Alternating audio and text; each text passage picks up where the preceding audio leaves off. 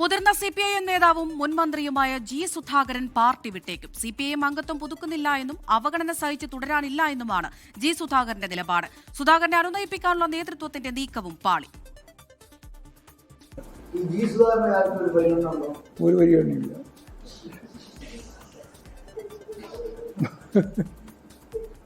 ഏറെ നാളായി CPIM നേതൃത്വത്തോട് ഇടഞ്ഞു നിൽക്കുന്ന ജി സുധാകരനെ പാർട്ടി വിടുന്ന തരത്തിൽ കടുത്ത നിലപാടിന് പ്രേരിപ്പിച്ചത് പാർട്ടി സംസ്ഥാന സെക്രട്ടറി MV ഗോവിന്ദൻ നടത്തിയ ഈ പ്രതികരണമാണ്.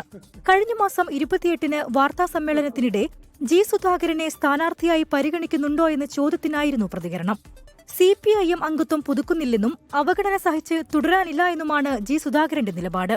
CPIM സംസ്ഥാന സെക്രട്ടറി MV ഗോവിന്ദന്റെ പരാമർശത്തിൽ അതൃപ്തി വ്യക്തമാക്കി പാർട്ടി അംഗത്വം പുതുക്കുന്നില്ല എന്ന് ജി സുധാകരൻ ഫേസ്ബുക്ക് പോസ്റ്റിലൂടെ അറിയിച്ചു. നാളെ ആലപ്പുഴയിലെ വീട്ടിൽ ജി സുധാകരൻ വാർത്താസമ്മേളനം വിളിച്ചിട്ടുണ്ട്. വിഷയത്തിൽ നേതാക്കളുടെ പ്രതികരണങ്ങളിലേക്ക്. അങ്ങനെ ചിന്തിക്കാൻ സാധ്യതയുള്ള ഒരു സഖാവല്ല ജി സുധാകരൻ. നല്ല പക്വതയും കുറെ അനുഭവങ്ങളും ഒക്കെയുള്ള സഖാവാണ്. ആ നിലയിൽ അദ്ദേഹം അങ്ങനെ ചിന്തിക്കുമെന്ന് എനിക്ക് തോന്നുന്നില്ല. അതൊരാൾക്ക് മെമ്പർഷിപ്പ് പുതുക്കാനും പുതുക്കാതിരിക്കാൻ അവകാശം ഓരോ അംഗത്തിനുമുണ്ട്.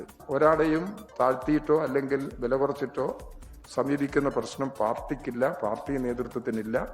ആ നിലപാടാണ് ഗോവിന്ദ മാഷും പൊതുവെ സ്വീകരിച്ചു വരുന്നത്. സുധാകരനെ അനുനയിപ്പിക്കാൻ CPIM ജില്ലാ നേതൃത്വം നീക്കം നടത്തിയെങ്കിലും സുധാകരൻ വഴങ്ങിയില്ല.